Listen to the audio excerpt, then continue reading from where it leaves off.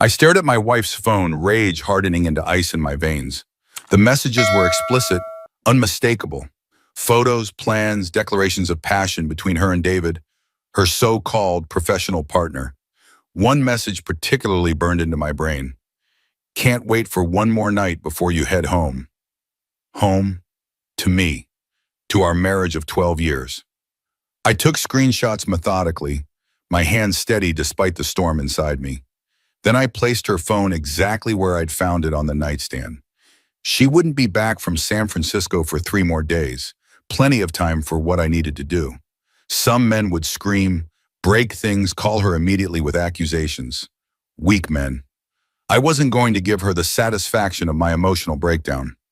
No, my response would be much more powerful. My name is Michael Grayson. Until almost a year ago, I commanded respect as a fire captain in Denver, with a beautiful photographer wife named Laura, and a life most men would envy. Now I live off the grid near Flathead Lake, Montana, teaching survival skills to tourists and living entirely on my own terms. Laura and I met during a downtown warehouse fire. She was photographing for the Denver Chronicle, getting dangerously close to the action. I pulled her back just as a wall collapsed where she'd been standing.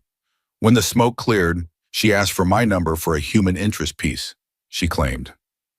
3 months later, we were engaged. For 10 years, we were solid. I advanced through the fire department ranks. She built her photography business. We traveled when possible, hiked the Rockies on weekends, talked about kids someday, but never got there. Then she landed her contract with National Geographic 2 years ago. This changes everything, Mike, she'd said the night she got the news. It did, but not in the way either of us expected. The first assignments were manageable. A week photographing wildlife in Yellowstone, 10 days capturing glaciers in Alaska. She'd return home energized, and we'd reconnect intensely. Then the trips grew longer. 2 weeks in Costa Rica, 3 in Kenya trailing conservationist. It's the nature of the work, she'd explain whenever I questioned the extended absences. You can't rush the perfect shot. I understood timing. As a firefighter, timing meant everything: when to advance, when to retreat, when to change tactics. So I adapted, built my own routines, stayed focused on my career. Then came the San Francisco project, 6 months documenting urban renewal, requiring weekly trips to the Bay Area. And David Sloan entered our story. He's the writer paired with me for the series, Laura explained over dinner after her first week. Used to work for The New Yorker. I caught the way her eyes lit up when she mentioned him, the slight flush in her cheeks. I saw it all but said nothing. Observation is a survival skill. David thinks my composition is revolutionary. She'd drop into conversation. David says we might win an award for this series. David took me to this amazing spot in Chinatown, strictly professional, of course. I've never been the jealous type. In firefighting, trust is everything. You need absolute confidence in your team when entering a burning building. I extended that same trust to my marriage, even when she started taking calls in other rooms, even when our sex life became scheduled rather than spontaneous, even when she began returning from trips with a different energy, until that message preview flashed across her screen at 2 a.m. Still taste you on my lips. That night, I lay beside her, studying the face I'd woken up to for 12 years, realizing I'd been sleeping next to a stranger. When morning came, I kissed her goodbye, as usual, before her flight. I love you, she said casually. Safe travels, I replied, already executing my exit strategy in my mind. Once her flight status showed departed, I moved with military precision. I emptied exactly half our joint account. Not a penny more, not a penny less. Packed one duffel with essentials. Called my fire chief with my resignation, citing a personal emergency. Left a brief note for my brother Tommy, a former Marine. Need to disappear for a while. I'm okay. Will contact when I can. Then I drove northwest with no destination beyond away from here. 11 months can strip a man down to his core. Living in near isolation, working with your hands, being removed from your former identity, it reveals who you really are beneath the titles and relationships. I landed in Kalispell by necessity when my truck needed repairs. With limited cash, I found work at a sporting goods store then later at the Lodge, an upscale resort where wealthy tourists paid premium rates for authentic wilderness experiences. Rachel, the lodge owner, hired me immediately after I demonstrated basic survival techniques. These tech executives will pay $2,000 a weekend to learn how to make fire without matches, she explained pragmatically. You're competent and keep to yourself. When can you start? Rachel was attractive, late 30s, confident, capable. She flirted occasionally but respected the clear boundaries I established. Whoever she was, she did quite a number on you, she remarked once after I declined her dinner invitation. That obvious? You've got that look of someone who survived an explosion but is still checking for shrapnel. No rush. Some wounds need proper time to heal. Time I had in abundance. I built a new routine, up at dawn, physical work until exhaustion, minimal social interaction. I grew a beard, lost the softness city life had given me, gained muscle from daily labor, started keeping a journal to organize my thoughts, processing everything without the noise of well-intentioned advice from others. I wrote about rage that ran cold rather than hot, about calculating precisely how to remove myself from a situation rather than destroying it, about strategic thinking rather than emotional reaction. I wrote until I understood my own power, the power of absence. I maintained radio silence on all fronts. No social media, no Google searches of her name. Complete severance was the only path forward. I bought a basic prepaid phone for emergencies and gave the number only to Tommy with strict instructions. She's looking for you, he told me during one of our monthly calls. Hired a private investigator. She knows why I left, I stated. She showed up at my place crying, claiming you disappeared without explanation. Wanted to know if you were safe. What did you tell her? That you're alive and that's all she gets to know. Good man, Tommy. You planning to come back, Mike? Nothing to come back to. What I didn't share with Tommy was that I'd found unexpected peace in this new existence. The lodge attracted an interesting clientele, from corporate executives to serious outdoorsmen. I developed a reputation as skilled, reserved, and unquestionably in control. Female guests occasionally showed interest. I declined without explanation. For the first time since meeting Laura, I focused entirely on my own path, rather than accommodating someone else's journey. The irony wasn't lost on me. I'd had to lose everything to reclaim my independence. Winter arrived in Montana with brutal efficiency. Tourist traffic slowed to occasional weekend warriors. I split firewood, maintained equipment, and led the rare ice fishing expedition for the hardier guests. The isolation intensified with the shortened days, but I'd grown comfortable with solitude. Until the day she found me. December 18th. I remember the date clearly, the day after the lodge's staff holiday gathering. I was checking in a family from Minnesota when the front door opened, bringing a blast of cold air and the last person I expected to see. Laura stood in the entryway, snowflakes melting in her hair, her face thinner than I remembered, eyes uncertain as they met mine. She wore a red wool coat I didn't recognize, gripping a small suitcase. Time compressed. The family at the counter faded to background noise. My body instinctively tensed, ready for confrontation. Room for one, she said quietly, approaching after the Minnesota family moved away. No dramatic greeting, no tears, just 3 practical words. I could have refused her, could have told her to leave, could have demanded how she found me. Instead, I methodically entered her information, swiped her credit card, and handed her a key. Cabin 8, last one on the left path. Breakfast starts at 7. My voice remained level, giving away nothing. Thank you, she replied, her fingers briefly touching mine as she took the key. She hesitated then. You look good, Michael. I offered no response, just a directional nod toward the cabins. She left without another word. I maintained my composure until reaching the staff bathroom, where my stomach heaved once in physical rejection of her sudden appearance. Rachel found me washing my face with cold water. That woman who checked in, she's your past, isn't she? Rachel asked directly. I nodded once, drying my hands methodically. Want me to tell her we're overbooked, make her leave? I considered it briefly. No, I've been out running this for almost a year. Time to face it head on. Rachel squeezed my shoulder. My apartment's above the office if you need somewhere to regroup. That night, sleep evaded me. I paced my cabin, calculating the distance between my door and cabin 8. What was her purpose here? How had she tracked me down? What could she possibly want after all this time? At 3 in the morning, I walked to the frozen lake edge. The moon illuminated the ice, stars blazing overhead with winter clarity.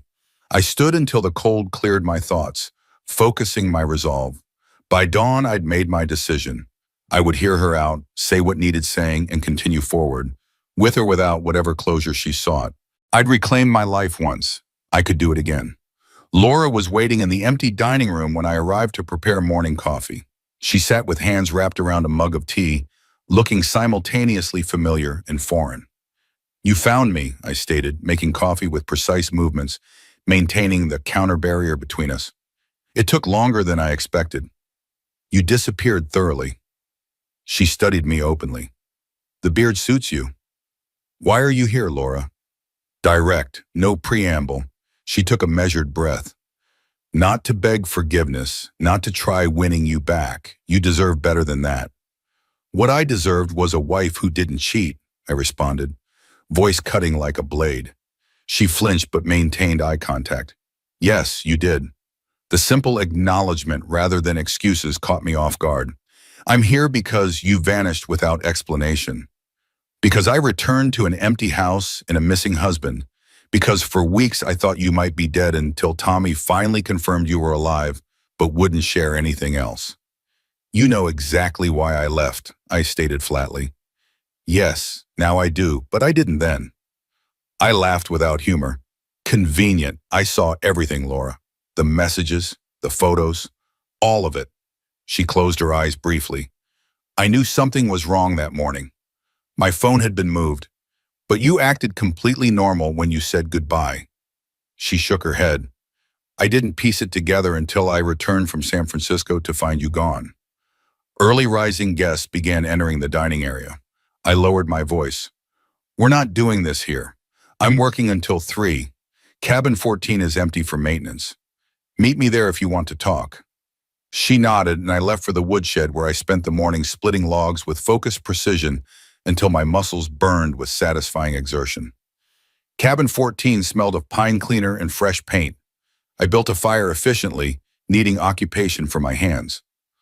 Laura arrived precisely at 3, now wearing jeans and a heavy sweater, hair pulled back in a simple ponytail, like she used to wear it before glossy magazine assignments changed her style. "How did you find me?" I asked immediately as she sat in an armchair. "Does it matter?" "Humor me." My tone made clear it wasn't a request. She sighed. "Your credit card. One transaction for gas in Missoula last January. By the time the investigator tracked it, the trail had gone cold. Then Tommy mentioned you were somewhere near Flathead. I've been searching the area for months, staying in different towns, showing your photo. A waitress in Kalispell recognized you." I nodded, mentally noting the security breach. I could disappear again within hours if necessary. "Your turn," she said. "Why leave like that, Michael? Why not confront me?"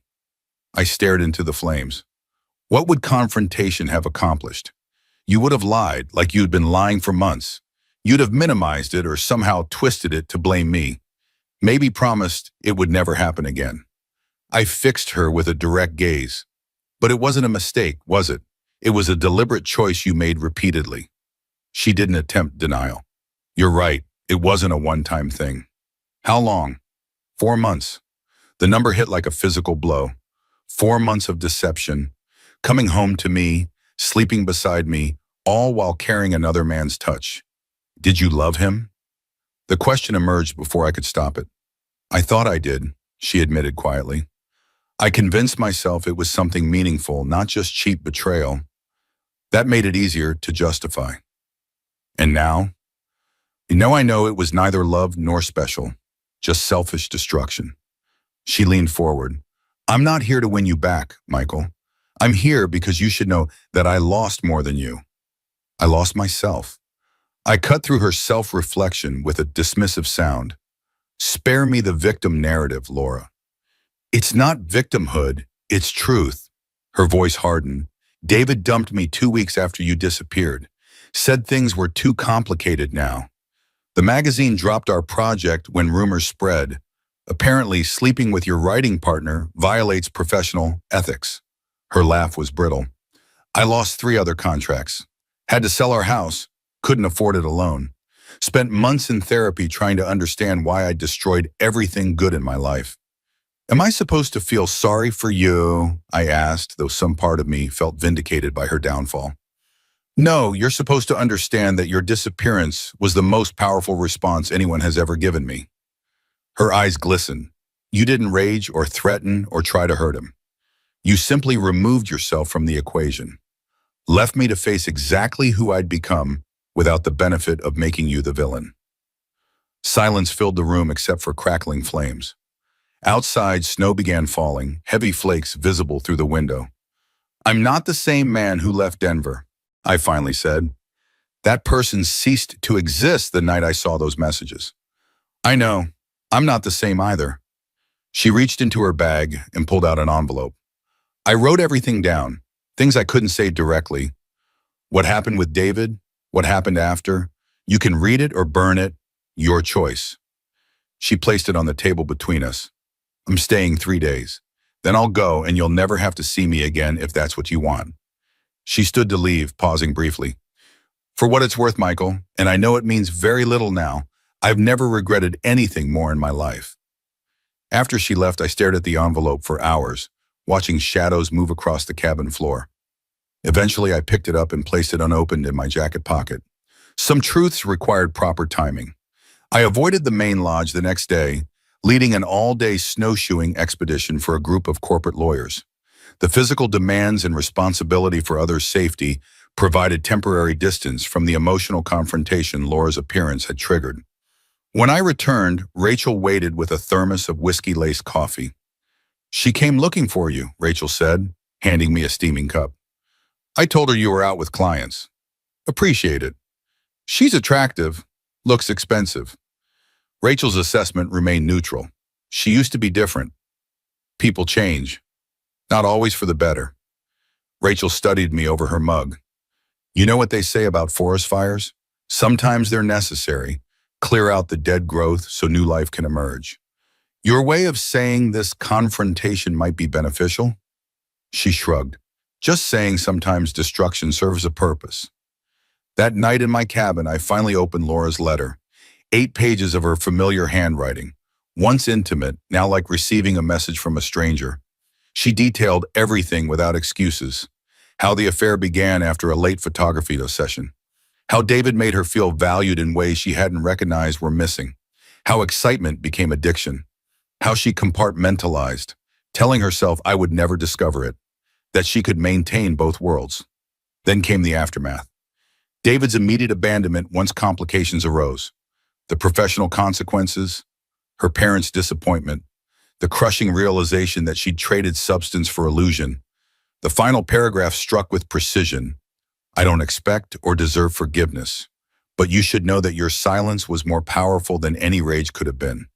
You forced me to judge myself without the distraction of your anger.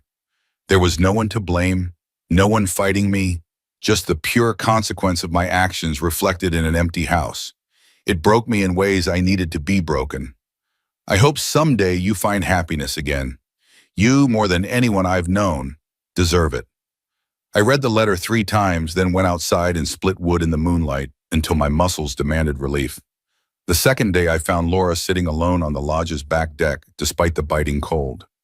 She wore a borrowed parka too large for her frame, staring out at the frozen lake. I assessed the situation, then deliberately sat in the adjacent chair. I read your letter, I stated after a measured silence. She nodded, still looking at the lake. And nothing, it is what it is. You always did have a gift for directness. A slight smile touched her lips. Why come all this way? Why not just call? She turned to face me. Would you have answered if I called? No. There's your answer. She pulled the parka tighter. Besides, I needed to see your face, to know you're really okay. I'm not okay, I admitted, but I'm getting there. You seem stronger somehow, more definite. Losing everything has that effect. You strip life down to fundamentals. A wind gust sent snow swirling across the deck. Laura shivered. You should go inside, I advised. In a minute. She hesitated. I saw your journal in your cabin desk when I dropped off the letter. Are you writing again? The question surprised me. In our early years, I'd written mostly stories I never showed anyone. It had fallen away with career advancement and life's complications. Just organizing thoughts, nothing creative. You should try again. You were good. There's a lot I should try again. I stood. But some things aren't meant to be revisited. Her expression fell slightly, acknowledging my meaning. Fair enough. As I turned to leave, she said, Tommy misses you. He won't admit it, but he does. Tommy knows how to find me. He says the same about you. I paused. Maybe in the spring. It wasn't a commitment, but it was something. A calculated opening in the wall I'd constructed. That night, I dreamed of controlled fire. Not the chaotic blazes I'd fought as a firefighter, but a tactical burn, necessary and purifying. I woke with unexpected clarity. On the third day, her final day, a massive snowstorm hit the region. The lodge lost power around noon. Emergency generators maintained essential systems, but we advised guests to remain in their cabins, which had fireplaces and emergency provisions. I was helping Rachel distribute extra blankets when I realized Laura was nowhere to be seen. Her car remained in the lot, rapidly disappearing under fresh snow. She went for a walk early this morning, one of the housekeepers mentioned, said something about wanting to see the North Trail before she left. The North Trail, 5 miles through dense forest, beautiful but dangerous during a storm. Even experienced hikers could lose orientation when landmarks disappeared under snow. How long ago, I demanded, already reaching for my gear. 4, maybe 5 hours? Rachel caught my expression. You're not going out in this. I have to. She doesn't know these woods. Michael, visibility is 0, temperature's dropping. You could both end up dead. I'll take the emergency radio and GPS, mark coordinates every quarter mile. I was already layering up. If I'm not back in 3 hours, call search and rescue. Rachel knew better than to argue further. She helped me pack emergency supplies. Her movements efficient, but her expression grim. She must still mean something to you, she observed as I checked the radio. She was my wife for 12 years, I replied with finality. Be careful. She squeezed my arm. This hero instinct will get you killed someday. I gave her a tight nod. Calculated risk assessment. I know these woods. The moment I stepped outside, the storm's ferocity hit full force. Wind-driven snow stung any exposed skin, visibility extending barely 10 feet. I pulled down my goggles and moved toward the North Trail, pushing through knee-deep drifts. Under normal conditions, I could hike the entire trail in under 2 hours. In this weather, it took 45 minutes just to reach the first mile marker. I called Laura's name periodically, the wind swallowing my voice almost immediately. 2 miles in, I found her first sign, a red scarf caught on a branch. My focus sharpened. She was here somewhere, probably disoriented, possibly hypothermic if she'd been out for hours. Laura, I shouted, cupping hands around my mouth. Nothing. I pressed forward, scanning for any disruption in the snow pattern. Another half mile and I spotted footprints veering off trail, a classic sign of someone lost, likely trying to find shelter. The tracks led toward a cluster of large boulders forming a natural windbreak. As I approached, I saw a huddled figure pressed against the rock face, partially snow-covered. Laura's face was dangerously pale, her lips blue-tinged. She was conscious, but clearly in mid-stage hypothermia, shivering violently, speech slurred. Michael, how did you find me? Tracking, I said simply, immediately unfolding the emergency thermal blanket and wrapping it around her. Can you walk? She tried standing, but her legs collapsed. Can't feel my feet.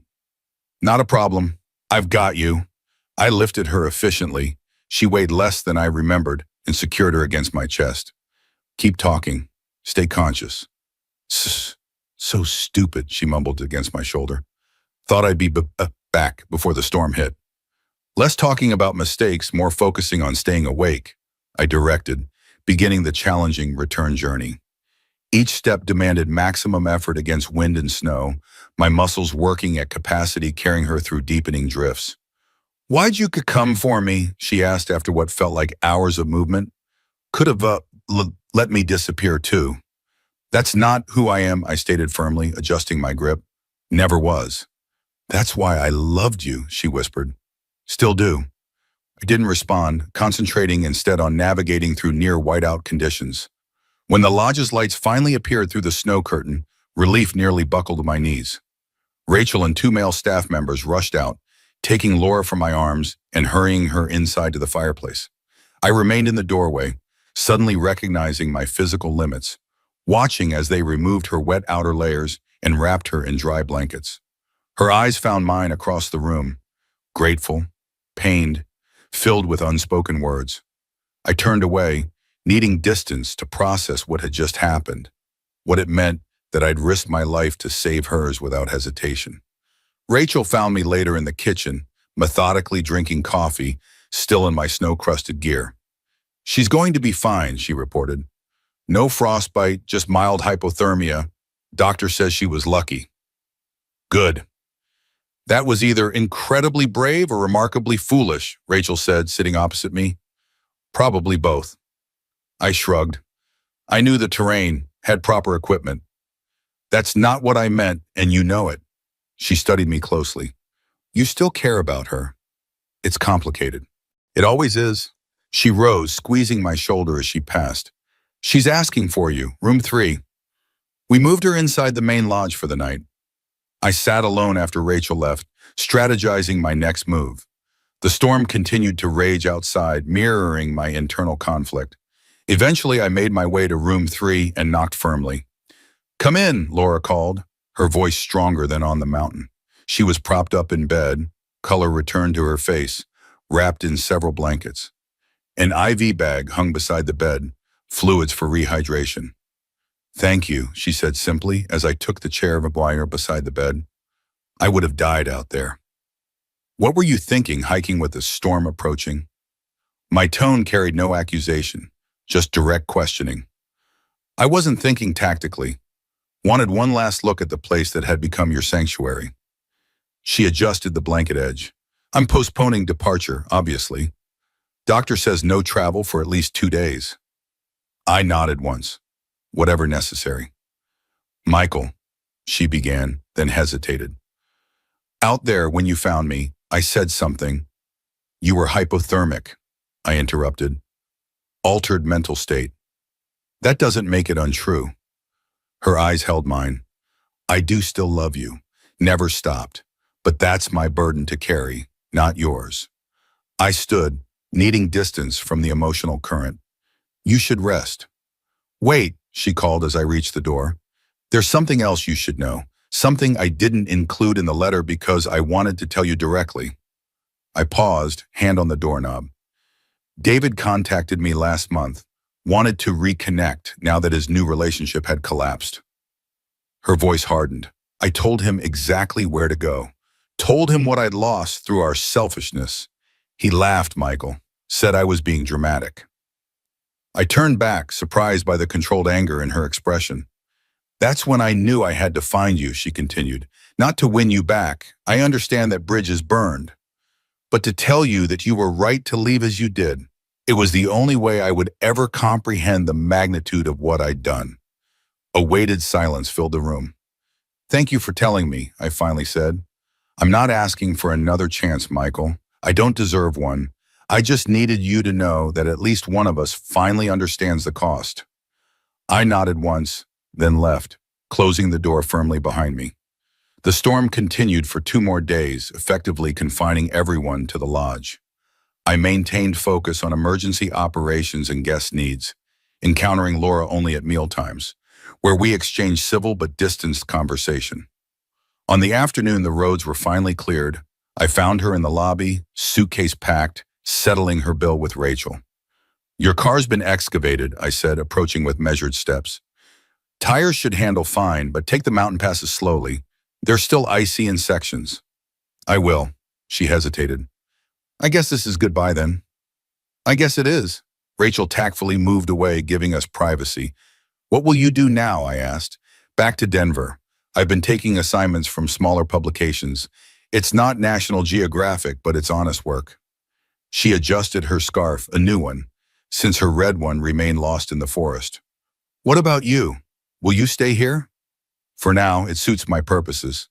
She nodded, eyes scanning my face as if committing it to memory. You know where to find me if you ever want to talk. No pressure, no expectations. I know. We stood briefly in the compressed space of 12 years of shared history. I have something for you, I said decisively, reaching into my pocket. I handed her a small, worn notebook. My journal, the first one. She took it with evident surprise. Michael, I can't. I want you to have it. Maybe it'll help you understand everything. Her fingers trembled, slightly accepting it. Thank you. Impulsively, she rose on tiptoes and kissed my cheek, a ghost of familiar intimacy that I neither welcomed nor rejected. Be happy, Michael, she whispered. That's all I want for you now. I watched from the lodge steps as she drove away, snow swirling in her wake until her taillights vanished around the mountain curve. Rachel appeared beside me, her breath clouding in the cold air. You all right? Getting there, I replied with genuine assessment. She might come back, you know. Maybe. I turned toward the lodge, but I won't be waiting. That night, I began a new journal. The first entry was direct. Today, I buried the past, not with forgiveness, I'm not there yet, but with clarity. We were both flawed in different ways. Now we're both rebuilding in different places. That will have to suffice. 2 weeks after Laura left, my phone rang with an unfamiliar number. My brother Tommy's voice came through, uncharacteristically tentative. Mike, you sitting down? My body tensed. What happened? It's Laura. She was in an accident on I-25 outside Denver, head-on collision with a drunk driver. The world shifted momentarily. Is she? She's alive, but it's critical, Mike. Multiple surgeries. They're uncertain. He trailed off. Who else knows my location? I demanded. Just called her sister Emma. She requested your number. Said Laura's been asking for you. I closed my eyes briefly, images flashing. Laura laughing in our kitchen, Laura sleeping beside me, Laura walking away from the lodge. Give Emma my number, I decided. You heading back? Tommy asked. I haven't decided, but I found myself checking flight times from Kalispell to Denver even as we spoke. Emma called an hour later, her voice raw from crying. Michael, it's Emma. I don't know if you'll come, but she keeps asking for you. The doctors say... Her voice broke. They're advising us to prepare for the worst. What hospital? Denver Memorial. ICU, 4th floor. I'll let you know my decision. I paced my cabin for hours that night, wrestling with conflicting impulses. Part of me wanted to remain detached, to protect the new life I'd built. Another part recognized that without proper closure, Laura's ghost would haunt me indefinitely. By morning, I'd reached a decision. I booked a flight rather than driving, more efficient, and left Rachel a note explaining my temporary absence. Going to Denver, personal matter, back in 3 days. The flight from Kalispell to Denver gave me time to prepare mentally. I would visit briefly, make my peace, and return to Montana without being drawn back into emotional entanglement. Clean, controlled, conclusive. Emma met me at the hospital entrance, her face pale with exhaustion. She embraced me tightly, unexpected, given our previously distant relationship. Thank you for coming, she whispered. How is she? My tone remained neutral. Emma's expression crumpled. Critical, internal bleeding, collapsed lung, spinal injury, 2 surgeries already. She gestured toward the elevators. She's conscious but heavily medicated. She may not recognize you. I nodded, steeling myself before following her to the ICU. The woman in the hospital bed barely resembled the Laura I remembered. Her face was mottled with bruises, one eye swollen shut. Tubes and wires connected her to various machines, each beep a reminder of her precarious state. I approached deliberately, taking the chair beside her bed. Her hand, the one not encased in a cast, lay palm up on the white sheet. After brief consideration, I placed my fingers against hers. Her uncovered eye fluttered open at the contact. Recognition dawned slowly through the medication haze. Michael? Her voice was barely audible above the machine sounds. You came. I came, I confirmed simply. Didn't think... You would. I needed closure. A small smile touched her cracked lips. Always honest. I leaned closer, keeping my voice low. I can't stay long, Laura. I've built a new life. I know. Her fingers weakly curled around mine. Just glad to see you one more time. I sat with her through the afternoon, maintaining emotional distance while providing the human contact she clearly needed. When doctors arrived for their evening rounds, I took the opportunity to step out. I need to speak with you, I told Emma in the waiting area, about practical matters. Emma looked startled by my directness, but nodded. I'm returning to Montana tomorrow, I stated without preamble. I can't be part of this situation long term. But she needs you, Michael. The doctors say having loved ones present improves recovery chances. I'm not her loved one anymore, Emma. That ended when she chose David. Emma's eyes flashed with momentary anger. So you're just going to leave her like this, when she might be dying? I'm not responsible for her recovery. My voice remained level. I came to say goodbye properly. That's all I can offer. She still loves you. That's unfortunate for her. Emma stared at me, clearly shocked by my coldness. You've changed. Yes, for the better. When I returned to Laura's room, she was awake, watching the door as if expecting me. You're leaving, she said immediately, her perception undiminished despite her physical state. I didn't insult her with denials. Tomorrow morning. She nodded slightly, wincing at the movement. I understand. Do you? I asked, reclaiming the chair beside her bed. You've rebuilt your life. I have no place in it. Her voice was stronger now, as if gathering her remaining energy for this conversation.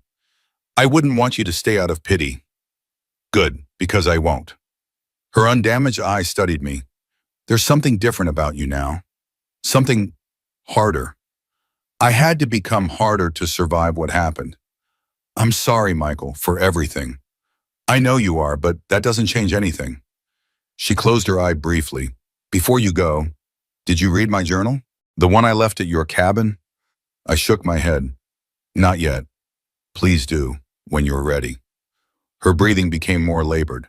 I need you to understand why I did what I did, not to excuse it, but to explain. I'll read it, eventually. She seemed satisfied with this partial commitment. One more thing. The night you left, you took your grandfather's watch. Do you still have it? The question surprised me. Yes, why? Good, he'd be proud of the man you've become. The simple statement hit with unexpected force. My grandfather had been a formidable figure in my childhood, stoic, principled, uncompromising. The watch had been his parting gift to me before he died. I have something for you, Laura continued, gesturing weakly toward the small cabinet beside her bed. Top drawer. I opened it, finding a manila envelope with my name written in her handwriting. What's this? Open it later, when you're home. I placed the envelope in my jacket pocket without examining it. I should go, let you rest. Will I see you before you leave tomorrow? I considered lying, offering false comfort. Instead, I gave her truth. No, this is goodbye, Laura. She nodded, a single tear escaping her undamaged eye. I understand. Thank you for coming at all. I stood looking down at this broken version of the woman I'd once loved beyond reason. Take care of yourself, Laura. You too, Michael. She managed a small smile. Be happy. You deserve it. I left without looking back, ignoring Emma's accusing stare as I passed the waiting area. That night in my hotel room, curiosity finally compelled me to open the envelope Laura had given me. Inside was a legal document, property transfer papers for a small cabin on 10 acres near Estes Park. According to the deed, she had purchased it 6 months ago and was now transferring ownership to me. A note was clipped to the papers. This was meant to be a peace offering when I found you, a place where you could write away from everything. Now I want you to have it without conditions. It's yours, whether you ever speak to me again or not. The realtor has the keys. I stared at the documents, conflicted. On one hand, accepting felt like allowing her back into my life in some form. On the other, the property represented financial security in a private retreat, practical advantages I couldn't dismiss. After consideration, I decided to keep the papers. I could decide later whether to accept the property or sell it. The choice would be mine alone. My flight back to Montana left early the next morning. I didn't call Emma or return to the hospital. Some endings needed to be clean, without the messiness of second thoughts or emotional farewells.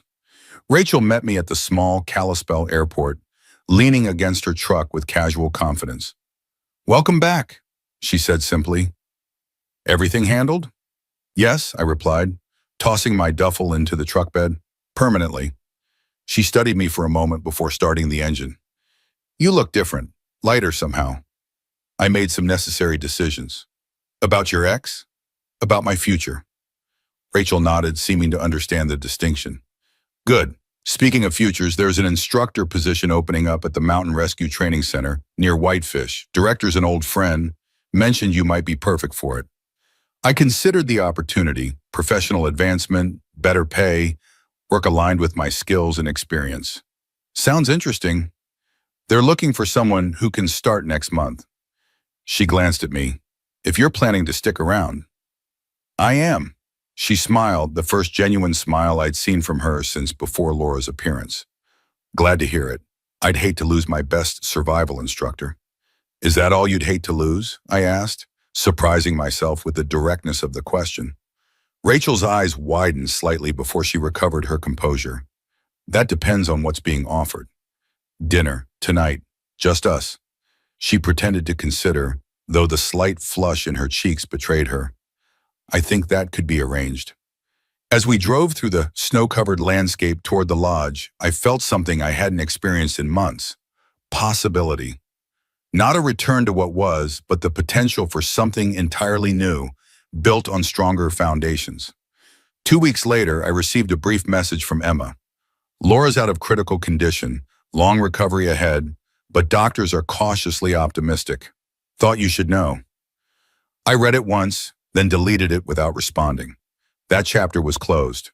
The same day I accepted the position at the Mountain Rescue Training Center and signed the papers accepting ownership of the Estes Park cabin. Not as a connection to Laura, but as an asset I could use or sell on my own terms. That night, Rachel and I hiked to a ridge overlooking Flathead Lake, the sunset painting the frozen surface in brilliant oranges and reds. "Beautiful view," she commented, standing close enough that our shoulders touched. "New perspective," I replied, understanding we were talking about more than just the landscape. She turned to face me, her expression open but cautious. "Is this really what you want, Michael? No lingering ghosts?" I considered the question seriously. "I've dealt with my ghosts, made peace with the past. I'm ready for what's next." "And what is next?" she asked. I gestured toward the vast wilderness spread before us. "This, now, the life I've chosen, not the one I lost." She smiled, understanding the significance of the distinction. "I can work with that."